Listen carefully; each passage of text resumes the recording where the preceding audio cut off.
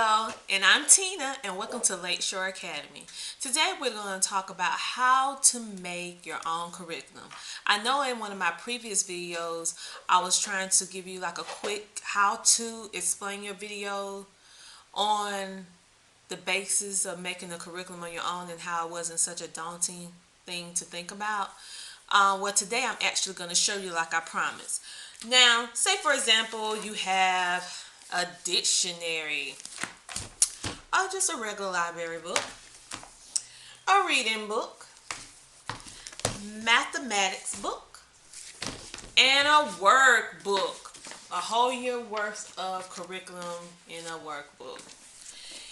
The thing is, it doesn't really matter which thing you decide to do.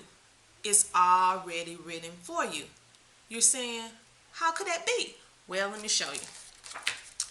It goes back to the old school table of contents. In the table of contents, it tells you everything that's in the book. Like, for example, in this visual dictionary, you can actually use this entire book to teach your children about different things on a visual aspect and use your table of contents to do it. Like you see in the table of contents, you see the various chapters, and it even categorize it, telling you what page this and that's going to be on. So, say for example, if you want to talk about, make a unit study on the universe and Earth. Well, as you can see, we have 7 different topics up under this unit. You can actually make this a unit study and go about it one subject every week, or you can spread it out longer. It just depends on you and your children and how they learn, what's better for them and also you. And you just basically just write it out. You can, like with me, if you know it's a book that you're gonna keep, you can actually write the date right beside it, what you use. But to make it more simple, let me just show you what I wrote on the board today. Look at here, how to write your own curriculum. Now, the things that you can use are, like I showed you, you can use any of the books. You can use workbooks, magazines, any book that you want. You can even use a newspaper. The thing is, let's focus on step 1. You need to take the table of contents and use it as your guide, because it's your curriculum already written out for you. Use it. You do not have to go through the mind work or the busy work trying to figure out, okay, what am I going to do with the children? I have a book that I'm using, and I do not have no teacher notes or a teacher guide. Yes, you do. You already have it written within your table of contents. Only thing you have to do is use it and divide it in whatever section you want to do it, and do it whenever you want to do it. Step 2. You need to decide what information you want to use and make sure to collect other resources if you like.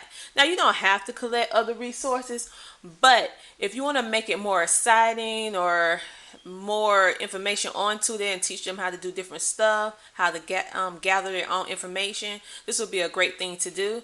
But first, you need to decide what information you want to use out of whatever book or magazine or workbook that you're using, because there are no written rules. You don't have to use every single subject or every single thing within that particular book or magazine or workbook. You can just pick certain things that you like, as long as you you meet all your criteria. You just pick the certain things that you like, that you want to use in your curriculum. You can pick and choose from various books. Step 3, as you use the material, date it so that you can keep it for your records.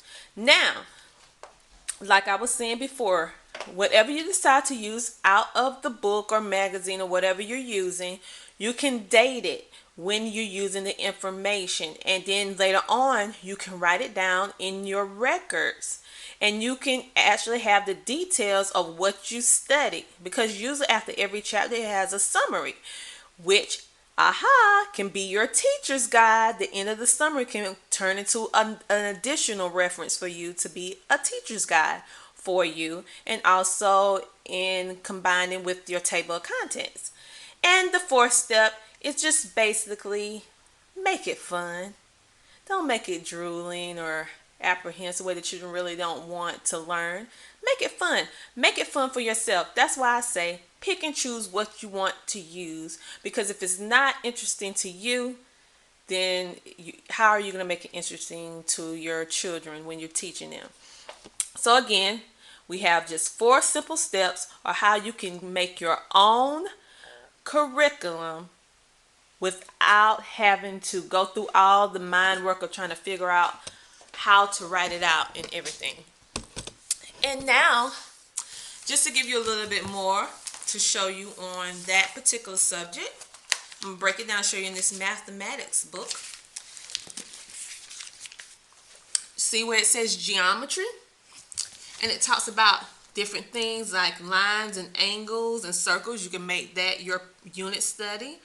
And page 328, 332, 336, it talks about different segments of geometry dealing with those line, angles, and circles. Only thing you have to do is come in.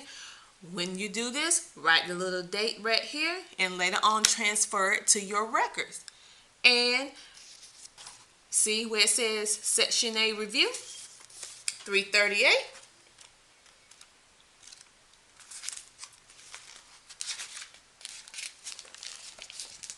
Voila! It's a whole review, which is your teacher's guide, along with your table of contents that we was using before. So you can use both of these references, and you can use it for an effective teacher's guide and also a very effective curriculum without paying a whole lot of money getting those very pricey curriculums. You can also go to the library, and it's so much information that you can use from the library.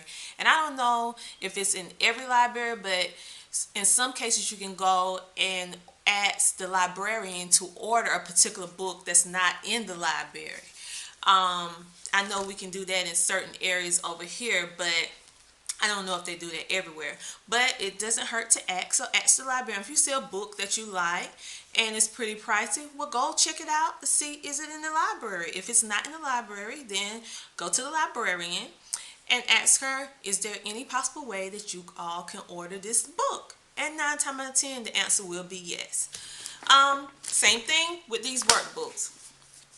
So I hope you enjoyed, and I hope it was you understood the basis of how you write your own curriculum. And basically, it's not you writing; it's basically filling in what's already written using your table of contents and the summary or the review at the end of the chapter.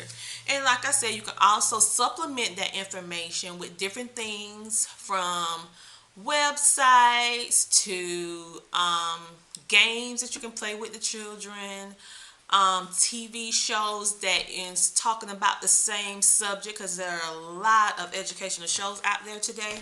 So it's so many things that you can do to supplement the information without breaking the bank. So this is me, Tina, and I hope you enjoyed this episode of how to make your own curriculum. Now, I'm coming back with another video, and I'm going to be making it on different websites and things that you can get things for free. But basically, it's going to be mostly focusing on free websites and directing you to different resources that's on websites and worksheets and so forth. And also trying to teach you how you can look for this information. So until then, thank you again for coming to visit me on Lakeshore Academy, and I hope you have a wonderful day. Bye!